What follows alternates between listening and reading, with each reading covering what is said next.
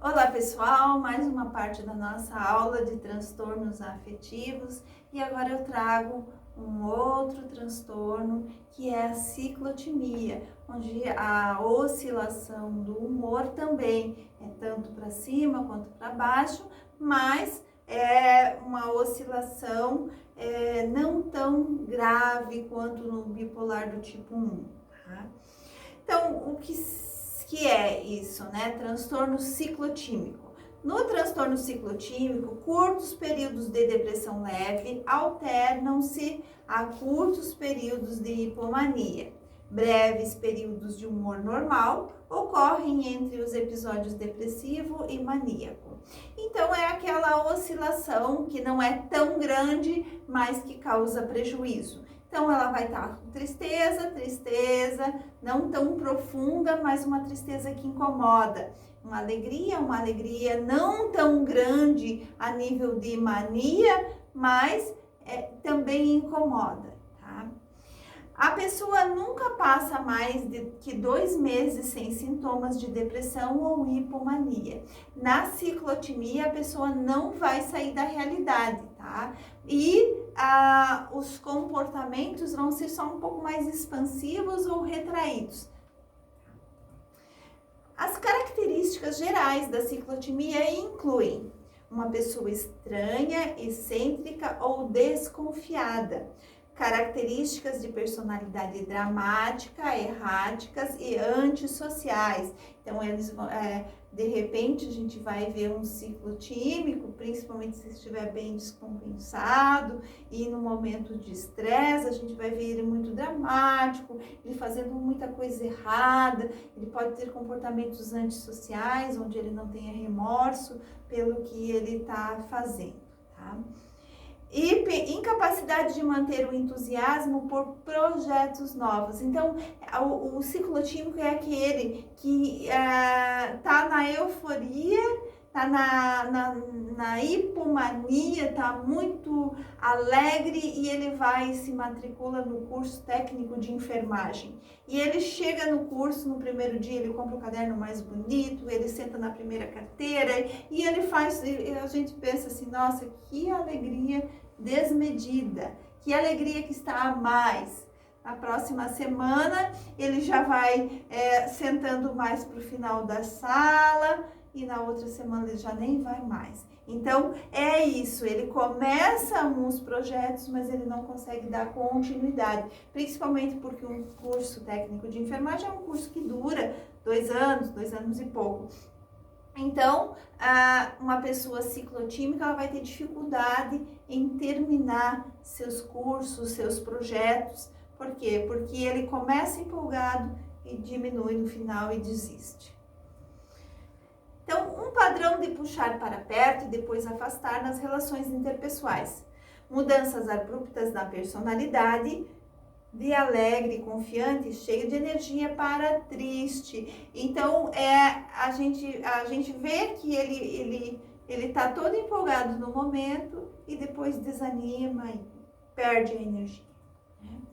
O tratamento da ciclotimia, então, vai ser não raramente utilizado medicação, tá? Então, de repente vai precisar de uma medicação que estabilize por um tempo, mas o ciclotímico não toma remédio para sempre, tá?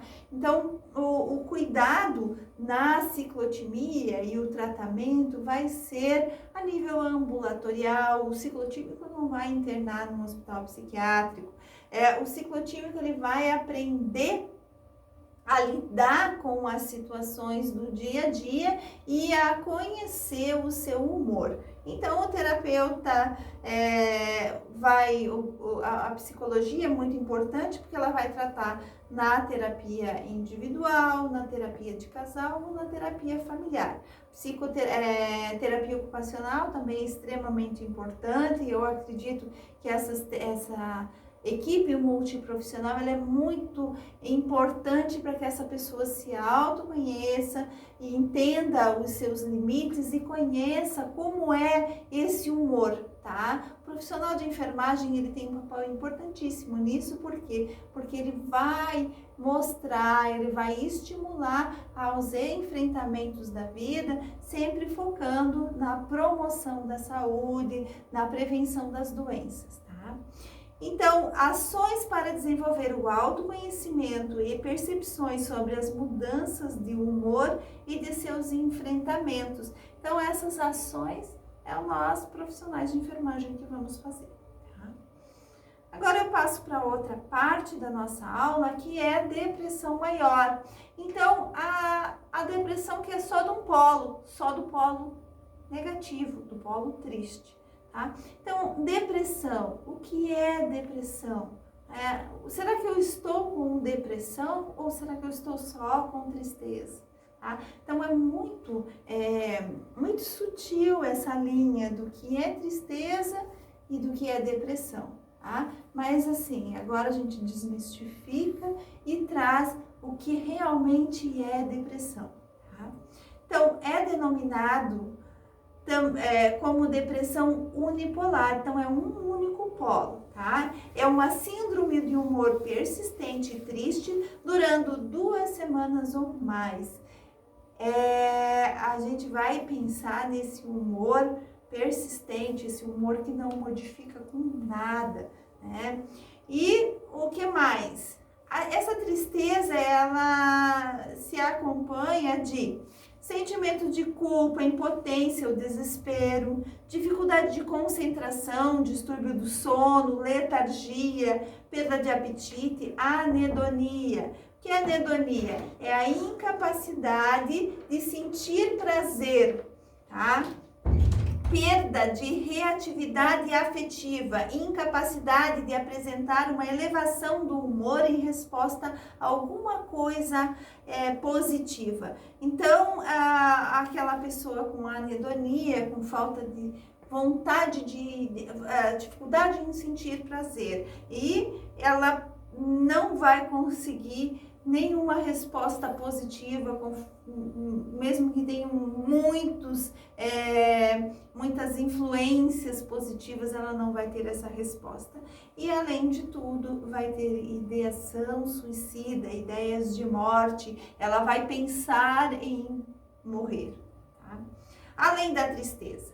No transtorno depressivo maior, os sentimentos de tristeza vão além e duram mais que a tristeza ou melancolia normal. Assim também, alguns sintomas de depressão grave, como desinteresse por atividades que trazem prazer, desespero e perda de reatividade afetiva, raramente acompanham a tristeza normal. Então, a gente vai pensar e avaliar o quanto é a tristeza dessa pessoa para dizer que ela está num processo depressivo.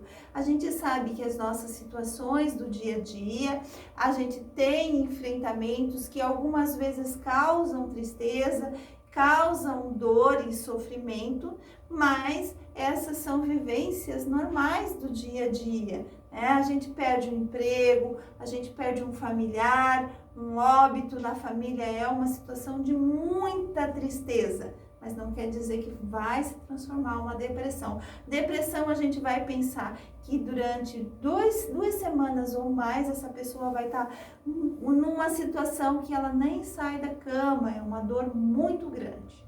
Tá? Prejuízo certo. Então, a depressão maior pode alterar profundamente o funcionamento social, familiar e ocupacional de uma pessoa. O suicídio, a complicação mais grave pode ocorrer quando os sentimentos de menos-valia, culpa e impotência são tão avassaladores que a pessoa não mais considera que vale a pena viver. E isso é muito sério e é muito importante a gente ter essa noção do risco de suicídio desse paciente nos processos depressivos, tá? Quase 15% dos pacientes com depressão não tratada cometem suicídio. Então, é um dado muito grande, muito sério, e é um cuidado de enfermagem ficar atento a isso.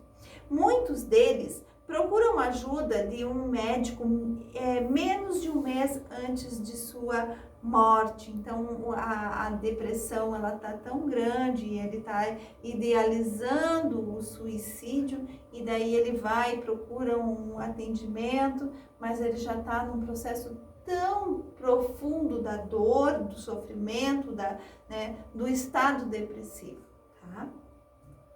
O tratamento, então, como funciona, como é o tratamento no transtorno depressivo maior? Então, se é só um polo, a gente vai tratar só aquele polo. Então, a medicação aqui, ela vai ser diferente da medicação lá do bipolar, tá? Então, a medicação é o meio mais eficaz de obter-se a remissão e impedir-se a recidiva. Combinar-se medicações e psicoterapia pode melhorar o resultado final do tratamento, ajudando o paciente a lidar com a autoestima e o desânimo. Então, é claro que nessa situação, o tratamento ele vai ser paralelo, tanto medicamentoso quanto psicoterápico. Se não existir a psicoterapia e esse paciente modificar seus pensamentos, o medicamento em pouco tempo não vai mais fazer efeito. Agora eu vou falar sobre os remédios destes pacientes com depressão maior. Então, na farmacoterapia, a medicação vai ser o antidepressivo, os famosos antidepressivos, e eles funcionam modificando as atividades de vias neurotransmissoras, lá na fenda sináptica, mais uma vez falando lá, neurônio pré-sináptico, neurônio pós-sináptico, os seus receptores e os neurotransmissores que passam de um neurônio para o outro. E eles têm que, nas condições aí de depressão, eles podem estar diminuídos, ou então o receptor não está adequado e não receber essa substância para o outro neurônio, tá?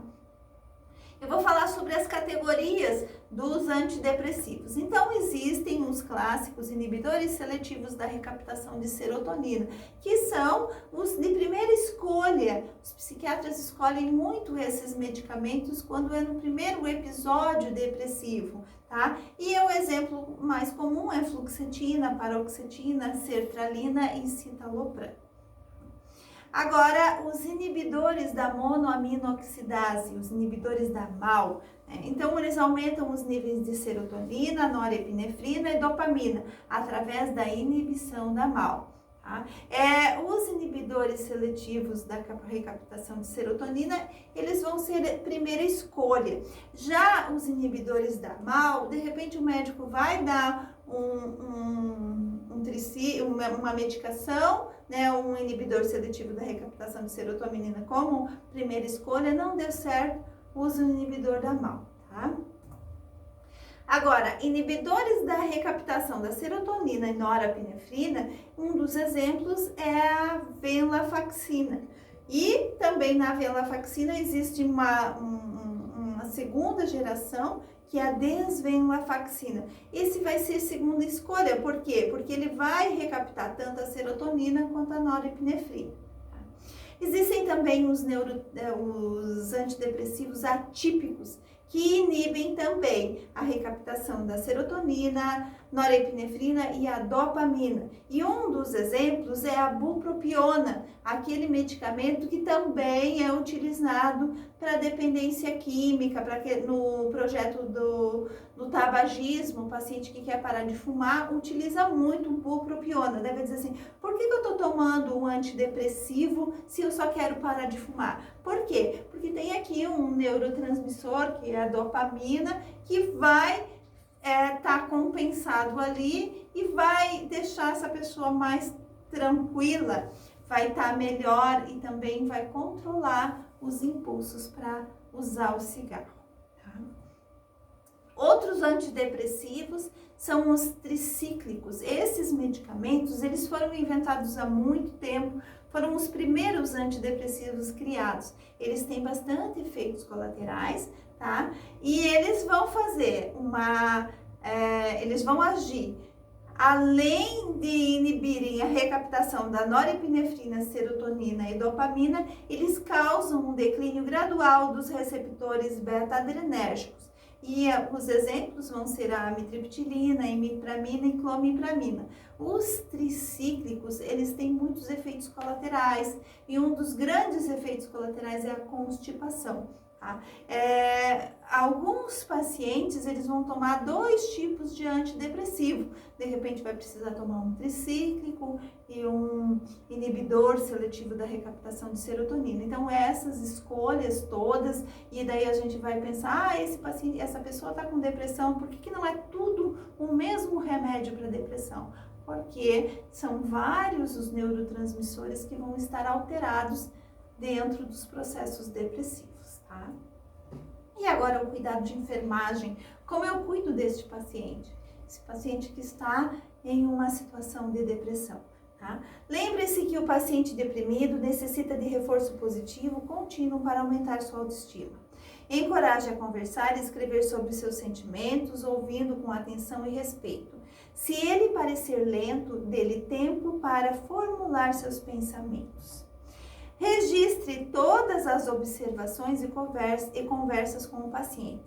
Elas são valiosas para avaliar sua resposta ao tratamento. Então, qual é o profissional que este paciente vai conversar mais?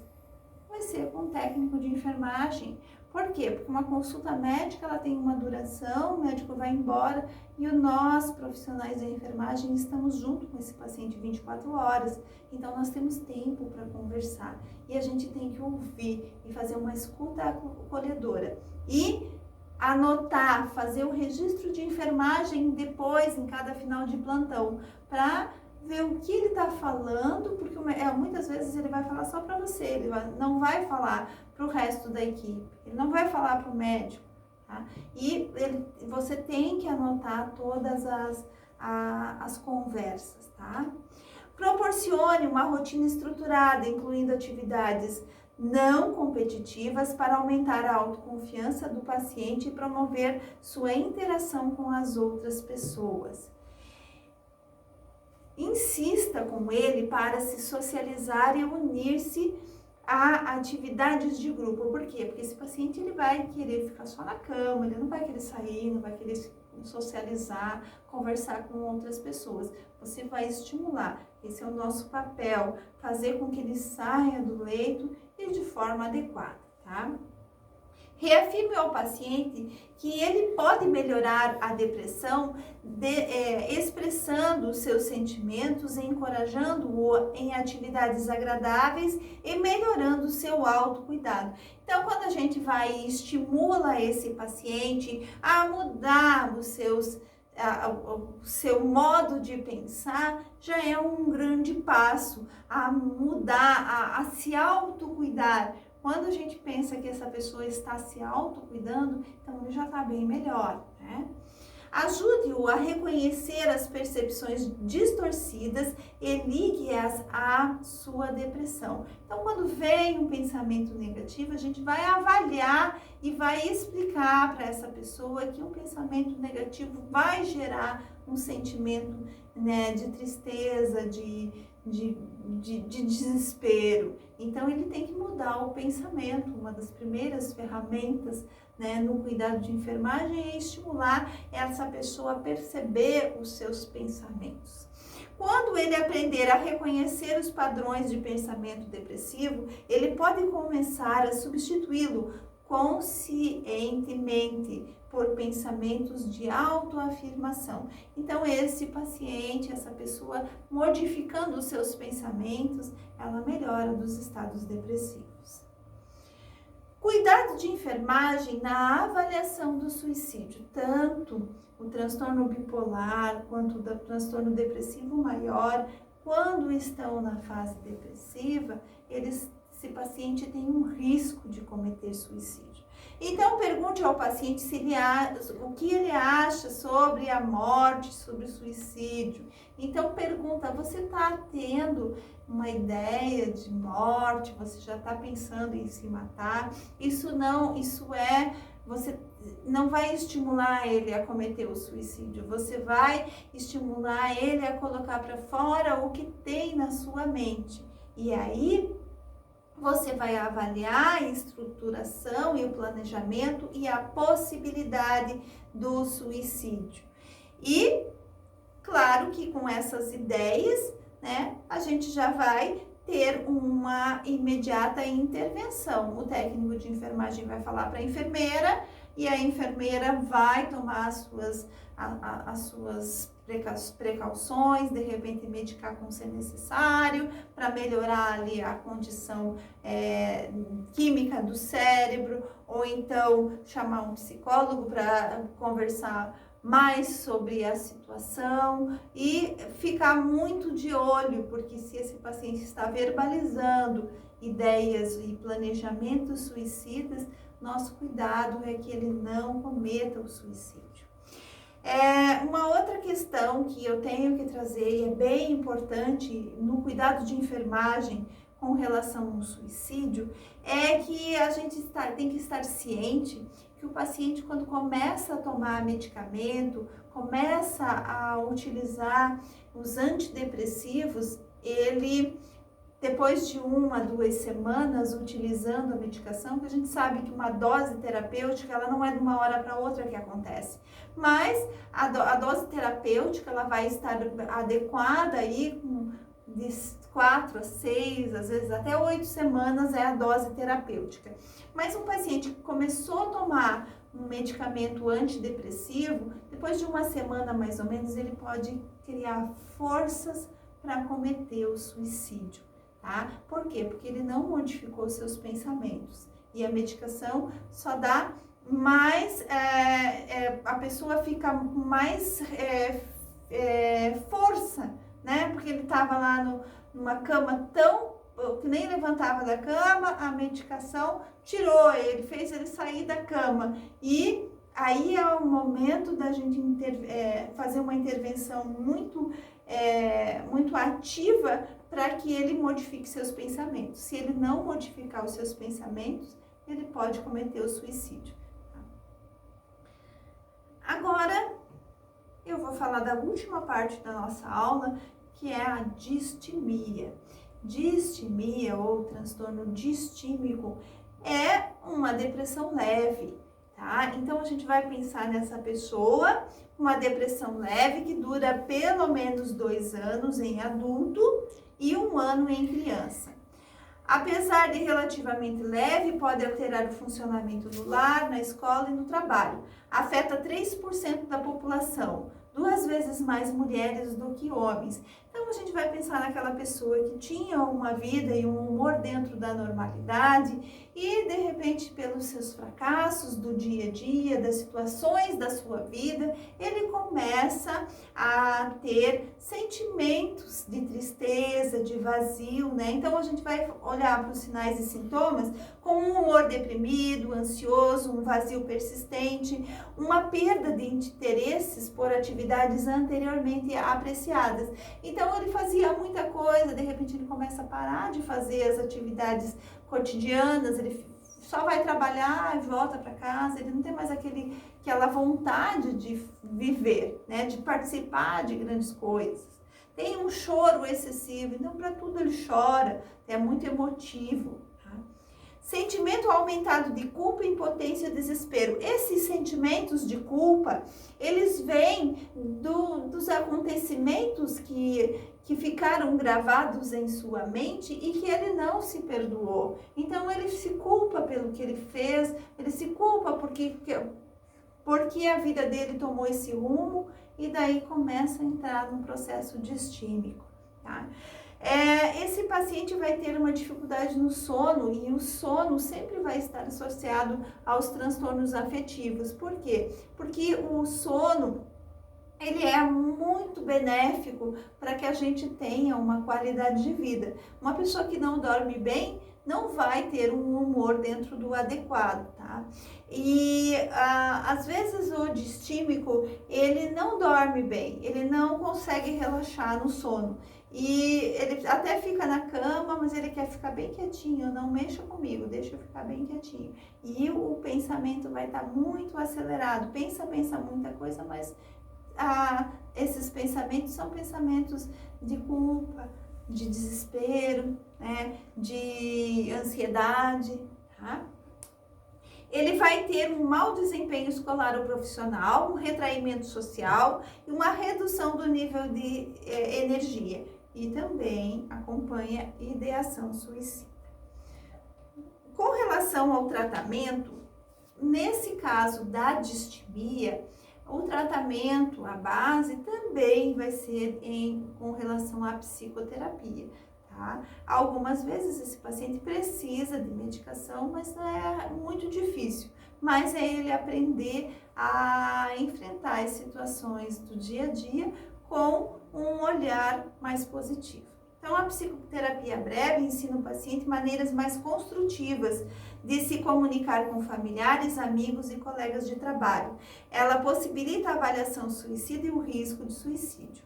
Pode-se usar terapia comportamental para reeducar o paciente nas habilidades sociais e ajudá-lo a refutar as mudanças de atitude. A terapia em grupo pode ajudá-lo a alterar o funcionamento social não adaptativo. Então, a psicoterapia aí é um fundamental no tratamento desse paciente distímico. E o cuidado de enfermagem, como vai ser o cuidado de enfermagem? Então, aplique medidas de apoio como reconforto, calor humano, disponibilidade e aceitação, ainda que o paciente fique hostil. Oriente o paciente em relação à doença e como modificar as atitudes com relação a pensamentos negativos. Insista com ele para engajar em atividades que aumentem o seu sentimento de realização. Encoraje habilidades de saúde positivas, como ingerir refeições bem balanceadas, evitar álcool, drogas e álcool e fazer exercícios físicos. Isso é cuidado de enfermagem, a gente vai orientando esse paciente no todo. Agora eu trago aqui um tópico bastante importante, que é a depressão psicótica. Um paciente depressivo e depressivo grave, ele pode entrar num estado psicótico, tá? Então, o que é isso? A depressão psicótica é uma situação muito grave em que a pessoa tem episódios de depressão recorrente e no episódio atual, além dos sintomas de depressão maior, aqueles que a gente já falou anteriormente, ela pode apresentar delírios e alucinações. E sempre lembrar, ele vai sair da realidade, mas todos esses sintomas, esses pensamentos, né, delirantes, e as alucinações vão ser de cunho negativo, tá? O tratamento nesta situação vai ser medicamentoso. Um paciente que está em estado psicótico, uma depressão psicótica, onde ele está desconfiado de tudo, onde ele sente muita culpa e de repente vem uma voz ali, uma alucinação, e manda ele cometer o suicídio. Então, a primeira coisa que a gente tem que avaliar no estado psicótico, numa depressão psicótica, é que ele precisa urgentemente de medicação, tá? Sendo utilizados aí os medicamentos antidepressivos e antipsicóticos.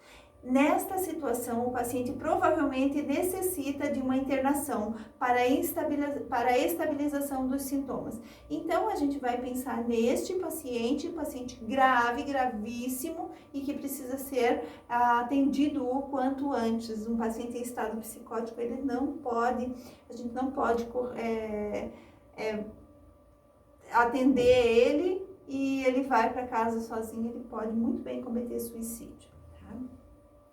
A psicoterapia, no caso da depressão psicótica, ela só vai vir depois, tá? Então, para realizar um acompanhamento psicoterápico, o paciente deve sair do estado psicótico. Na psicose, a gente não trata com afirmações positivas e nada disso. A gente vai tirar esse paciente do estado psicótico e daí sim a psicoterapia entra ajudando de uma forma muito importante para a modificação dos seus comportamentos. Tá? Gente, então por enquanto é isso nesta aula de transtornos afetivos. Essas são as referências da nossa matéria e gratidão pela aula.